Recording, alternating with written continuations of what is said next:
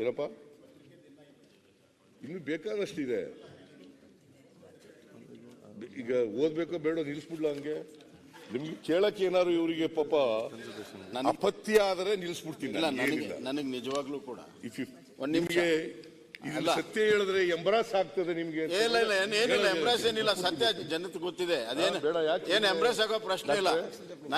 ನನಗೇನಂದ್ರೆ ನಿಮ್ಮನ್ನ ಬಹಳ ದಿವಸದಿಂದ ನೋಡ್ಕೊಂಡು ಬಂದಿದ್ದೇನೆ ಸಿದ್ದರಾಮಣ್ಣ ಅವರೇ, ನಿಮ್ ಬಹಳ ದಿವಸ ನೋಡ್ಕೊಂಡು ಬಂದಿದ್ದೇನೆ.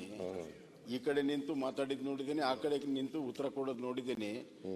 ಆದ್ರೆ ಎಂದೂ ಕೂಡ ನೀವು ಪತ್ರಿಕೆಯ ಸಹಾಯವನ್ನ ಪಡೆದು ನಿಮ್ ಡಿಫೆನ್ಸ್ ಮಾಡ್ಕೊಂಡಿದ್ದು ನೋಡಿರ್ಲಿಲ್ಲ.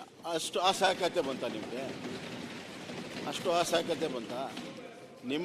ನಿಮ್ಮ ಪರ್ಫಾರ್ಮೆನ್ಸು ನಿಜವಾಗ್ಲೂ ಇದ್ದಿದ್ರೆ ಅದನ್ನ ಹೇಳ್ತಿದ್ರಿ. ಪತ್ರಿಕೆಯಲ್ಲಿ ಏನು ಬಂದಿದೆ ಅನ್ನೋದನ್ನ ನೀವು ಸಹಾಯ ತಗೊಂಡು ಅಷ್ಟು ಅಸಹಾಯಕತೆ ಬಂತ? I have seen you for so many years, you never done this. ಬೇಡ, ಪತ್ರಿಕೆಯಲ್ಲಿ ಬರೆಯೋದೆಲ್ಲ ಸುಳ್ಳು ಅಂತ ಹೇಳ್ಬಿಡಿ. ಯಾಕೆ ನೇರವಾಗಿ ಹೇಳ್ಬಿಡಿ, ಪತ್ರಿಕೆಯಲ್ಲಿ ಬರ್ದಿರೋದೆಲ್ಲ ಸುಳ್ಳು. ಅಲ್ಲಲ್ಲ,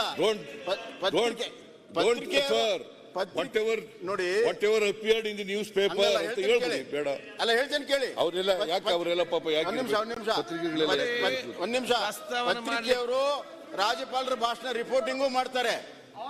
ನಾವು ಟೀಕೆ ಮಾಡಿದ್ದನ್ನು ಬರೀತಾರೆ, ನೀವು ಹೊಗಳಿದ್ದನ್ನು ಬರೀತಾರೆ. ಅವ್ರ ರಿಪೋರ್ಟಿಂಗ್ ಅವ್ರ ಕೆಲಸ ಅವ್ರು ಮಾಡ್ತಾರೆ.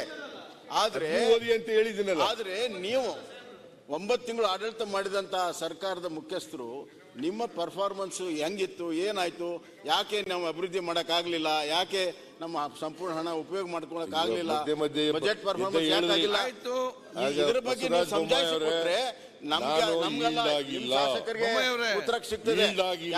ಹಣ ಬಂದಿಲ್ಲ ಅಂತ ಹೇಳಿ ಬೊಮ್ಮಾಯಿ ಅವರಿಗೆ ಅವ್ರು ಬೀಲ್ಡ್ ಆಗ್ಲಿಲ್ಲ, ಉತ್ತರ ಕೊಡ್ಲಿ. ಪ್ರತಿಸರಿದ್ರೆ ಆಗ್ತದ? I am not ಈಲ್ಡೆಡ್.